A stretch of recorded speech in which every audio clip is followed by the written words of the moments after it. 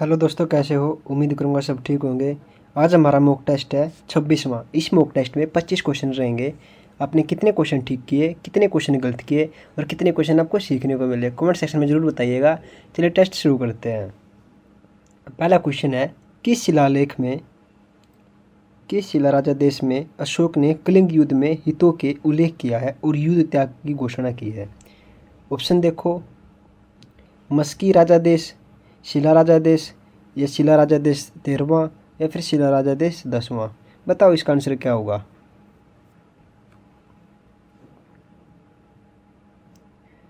दोस्तों इसका right answer हो जाएगा शिला राजा देश 13वां। यानी इस क्वेश्चन में क्या बता रखा है, किस शिलालेख में ये बताना है कि किस शिला में राजा देश में अशोक ने कलिंग युद्ध के हताहतों का उल्लेख किया है और युद्ध त्याग की घोषणा की है। तो कौन से शिला में बता रखा है ये? शिला राजा देश 13वें में। अगला क्वेश्चन है, बिंदुसार के शासन के दौरान अशांति कहाँ थी?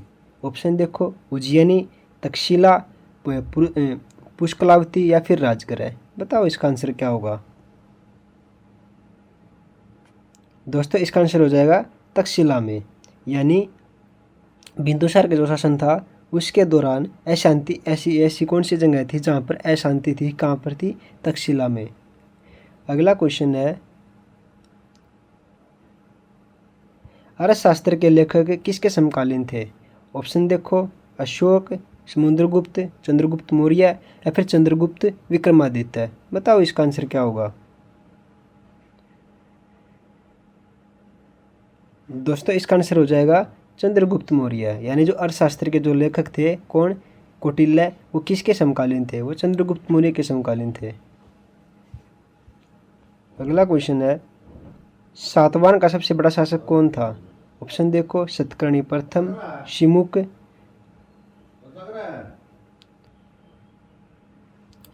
गौतमीपुत्र सतकर्णी और हाला। बताओ इसका आंसर क्या होगा।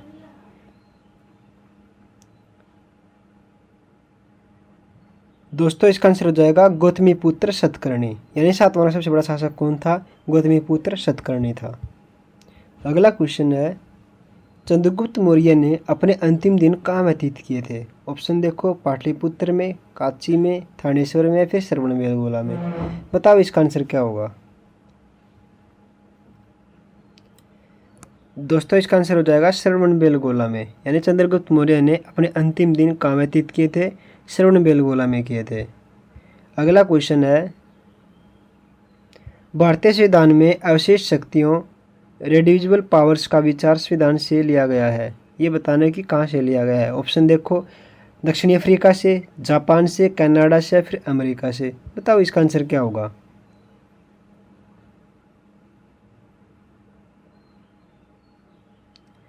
दोस्तों इसका आंसर हो जाएगा कनाडा से। यानी ये बताना कि जो रेड्यूसिबल पावर है वो कहाँ से ली गई है? वो कनाडा से ली गई है।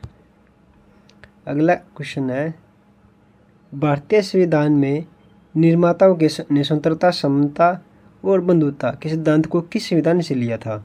ऑप्शन देखो, फ्रांसीसी संविधान, कनाडा के संविधान, ब्रिटिश संविधान, या फिर आयरलैंड का संविधान। बताओ इसका आंसर क्या होगा।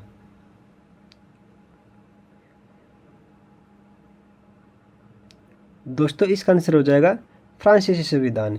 यानी भारतीय संविधान के जो निर्माता थे उन्होंने स्वतंत्रता, क्षमता और बंधुता जो 3 चीज़ें ली थी, 3 सिद्धांत लिए थे, ये किस संविधान से लिए थे ये बताना है। तो इसका आंसर क्या होगा? फ्रांसीसी संविधान। अगला क्वेश्चन है, भारत के संविधान का भाग 8वां डैश से संबंधित है? किससे संबंधित है? ऑप्शन देखो, राज्यों से, नगरपालिकाओं से, केंद्र शासित प्रदेशों से, पर पंचायतों से। बताओ इसका आंसर क्या होगा। दोस्तों इसका आंसर हो जाएगा केंद्र शासित प्रदेशों से। यानी जो भाग 8वां है वो किससे संबंधित है? वो केंद्र शासित प्रदेशों से संबंधित है। अगला क्वेश्चन है, भारत को एक धर्मनिरपेक्ष देश कहा जाता है क्योंकि नागरिकों का मौलिक अधिकार है।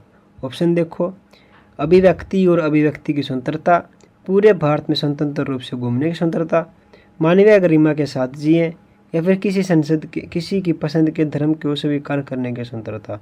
बताओ इसका आंसर क्या होगा। दोस्तों इसका आंसर हो जाएगा किसी की पसंद के अधिकार धर्म के को स्वीकार करने की स्वतंत्रता, यानी जिसका जो मन करे उस धर्म में रह सकता है। अगला क्वेश्चन है जीवाश्म विज्ञान में किसका अध्ययन होता है? ऑप्शन देखो, मृदा का, फॉसिल का, वृक्ष का या फिर चट्टान का। बताओ इसका आंसर क्या होगा।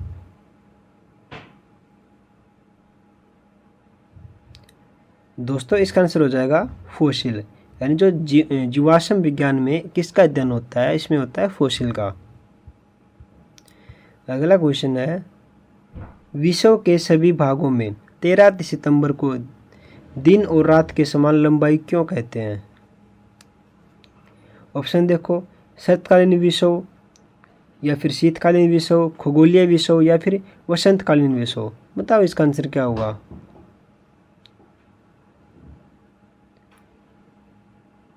दोस्तों इसका आंसर हो जाएगा शरतकालीन विषुव, यानी ये बताना है कि विश्व के सभी भागों में, विश्व के जो सभी भागों में होता है 23 दिसंबर को क्या होता है, दिन और रात समान लंबाई के होते हैं, तो उसको क्या बोलते हैं, शरतकालीन विषुव। अगला क्वेश्चन है किसी स्थान पर चुंबकीय यमोत्तर और भौगोलिक यमोत्तर के बीच कोण कैसा होता है? ऑप्शन देखो, दिगांश या फिर समक्रांति या फिर अक्षांश या फिर नति। बताओ इसका आंसर क्या होगा।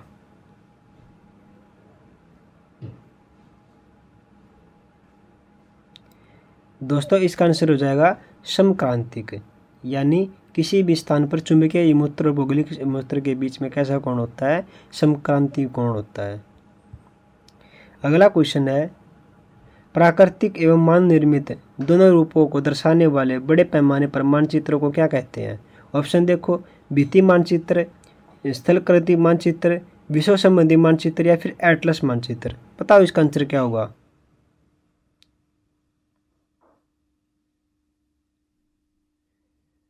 दोस्तों इसका आंसर हो जाएगा स्थलाकृति मानचित्र। यानी जो स्थलाकृति मानचित्र होता है उसमें क्या होता है, वो मानव निर्मित होता है और उसमें बड़े पैमाने पर मानचित्रों को मानचित्र उसमें दर्शाए जाते हैं। अगला क्वेश्चन है निम्नलिखित में से कौन सी रेखा दो देशों के बीच सीमांकन रेखा नहीं होती? ऑप्शन देखो, अंतर्राष्ट्रीय दिनांक रेखा, रेड क्लिफ रेखा, मैकमोहन रेखा या ड्यूरेंट रेखा। बताओ इसका आंसर क्या होगा।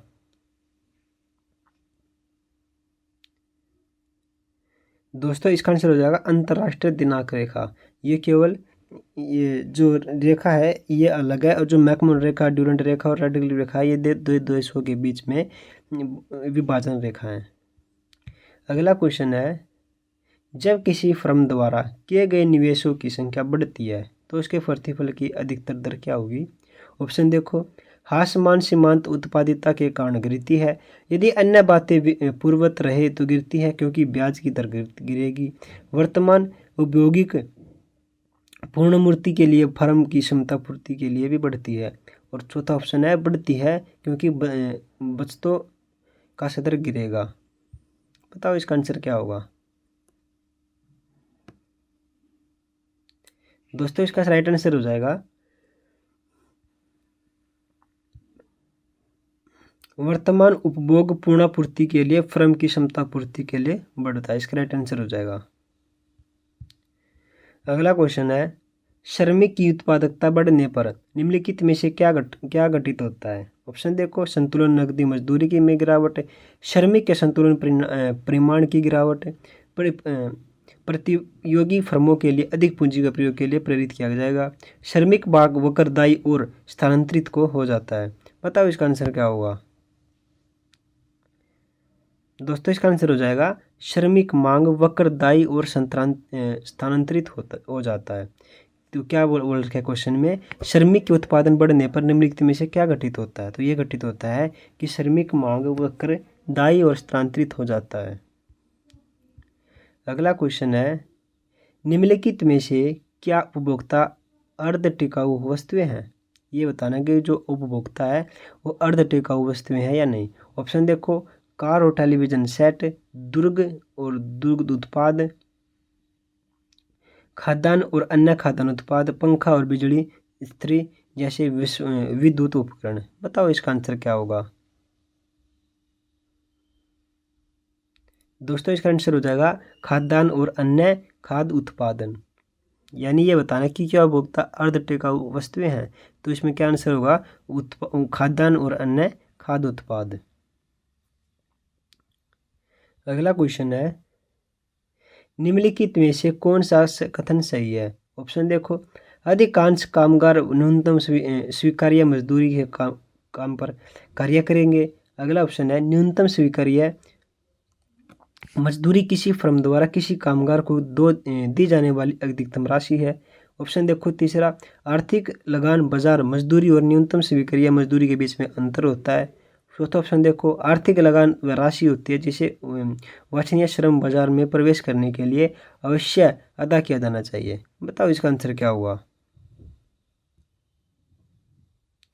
दोस्तों इसका आंसर हो जाएगा, इनमें से ये बताना है कौन सा कथन सही है। तो ये कथन सही है, आर्थिक लगान बाजार मजदूरी और न्यूनतम स्वीकार्य मजदूरी के बीच में अंतर होता है। अगला क्वेश्चन देखो, यदि ह्रास दर पर सीमांत प्रतिफल बढ़ता है तो कुल प्रतिफल क्या होगा। ऑप्शन देखो, बढ़ जाता है, घट जाता है, स्थिर बना रहता है, फिर शून्य हो जाता है। बताओ इसका आंसर क्या होगा। दोस्तों इसका आंसर हो जाता है, घट जाता है। यदि ह्रासमान दर पर सीमांत प्रतिफल बढ़ता है तो क्या हुआ, तो प्रतिफल घट जाता है। अगला क्वेश्चन है, अमीबा अपना भोजन कहाँ पचाता है। ऑप्शन देखो, पादाप, केंद्र, खाद्य दानी या फिर कोशिका झिल्ली। बताओ इसका आंसर क्या होगा।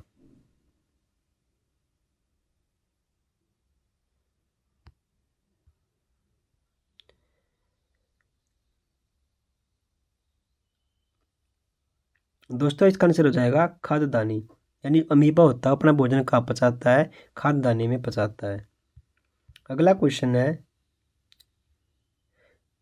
मादा युग्म को क्या कहते हैं। ऑप्शन देखो, युग्मनज, अंडाणु, शुक्राणु या फिर भ्रूण। बताओ इसका आंसर क्या होगा। दोस्तों इसका आंसर हो जाएगा अंडाणु। यानी मादा युग्म को क्या कहते हैं, अंडाणु कहते हैं।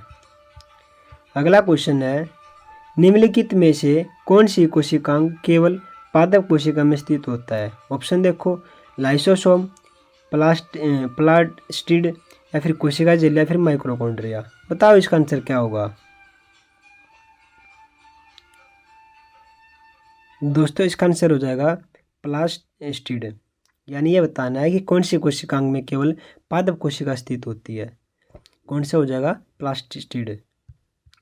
अगला क्वेश्चन है, निम्नलिखित में से किसने क्रमिक विकासवाद का सिद्धांत दिया था। ऑप्शन देखो, मेडल ने, रदरफोर्ड ने, डार्विन ने, फिर हुक ने।